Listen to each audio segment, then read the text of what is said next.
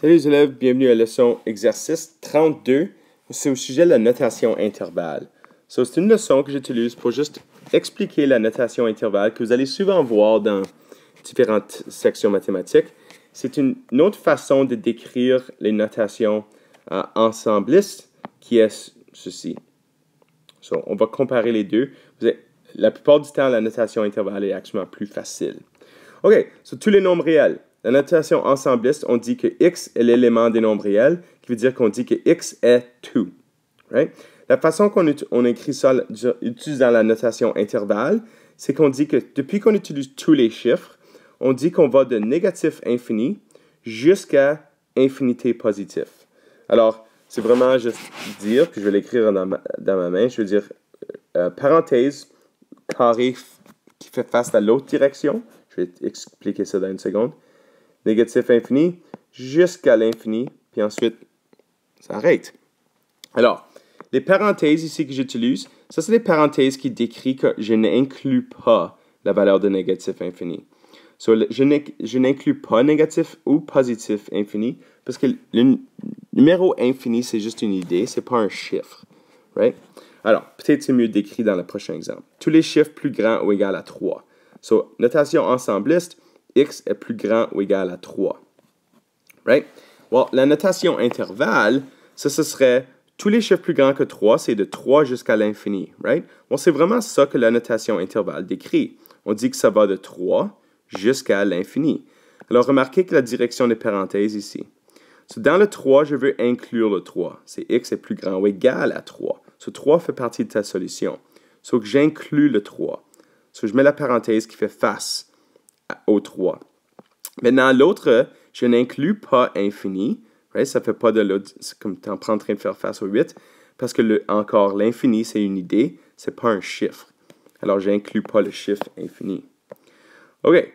Troisième exemple. Plus grand que moins 2, mais plus petit ou égal à 4. Notation ensembliste.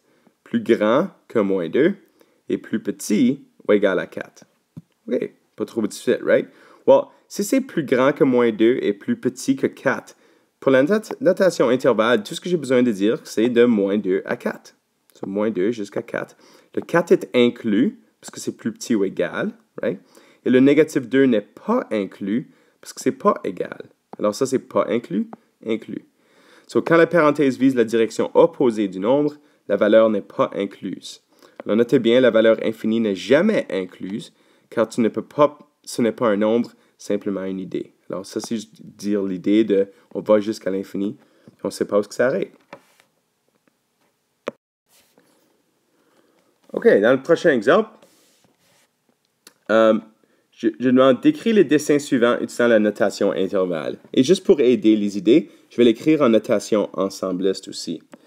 Dans le passé, pour cette notation ici, je dirais, OK, well, notre nombre x doit être plus grand que 0, right? Et plus petit ou égal à 8.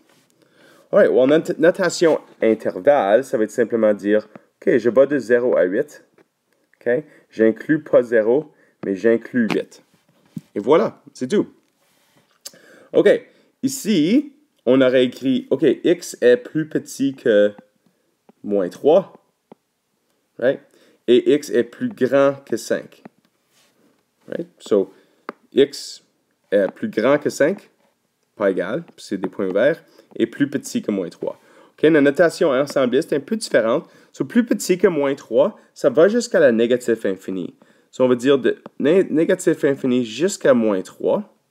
J'inclus pas les deux, right? Parce que tu n'inclus pas infini, jamais, et tu n'inclus pas moins 3 parce que c'est pas égal, c'est un point ouvert. Right? Ensuite, je combine ça, je fais on appelle ça une union entre cette partie-là et la partie de 5 jusqu'à l'infini. Et encore, je n'inclus pas les deux. Alors, dans la notation intervalle, on écrit toujours en ordre croissant. Donc, je vais toujours commencer de négatif infini, puis je vais toujours finir à l'infini. Par exemple, si je vais de 0 à 8, donc je vais écrire mon 0 à gauche, mon 8 à droite. Okay? Ici, c'était de moins infini jusqu'à positif infini. Well, ça, c'est ce que j'ai suivi. OK, un dernier. Alors, ici, je ne vais même pas l'écrire en notation ensembliste. Je vais seulement l'écrire en notation intervalle. montrer comment facile que c'est. So, de moins 7 à moins 4, so, je vais de moins 7 jusqu'à moins 4. Je n'inclus pas moins 7, mais j'inclus moins 4. Et je fais une union avec l'autre de 0 jusqu'à 5, inclus 5, pas inclus 0. Alors, pour le dernier exemple, tout ce que je vais faire, je vais juste décrire le domaine et l'image de deux différents graphiques ici en utilisant la notation intervalle. So, pour le domaine de cette fonction, c'est 2, right? X est les éléments de nombre réel. Donc, pour le domaine, on va dire que ça va de négatif infini jusqu'à l'infini. Pour l'image, well, l'image est plus grand que moins 4, right? Plus grand ou égal à moins 4. Alors, on va dire, well, ça va inclure moins 4, puis ça va aller jusqu'à l'infini positif. Alors, de négatif 4 jusqu'à l'infinité positif. So, de négatif 4 jusqu'à l'infinité positif. Et dans le prochain, so, le graphique ici pour le domaine commence à moins 3 et va jusqu'à 1, right? So, on inclut les deux, c'est tout supposé des points noirs, là, mais... Alors, ça va de moins 3 jusqu'à 1 pour le domaine. Puis l'image, c'est les valeurs de moins 2 jusqu'à 2, right? Pour les valeurs d'y.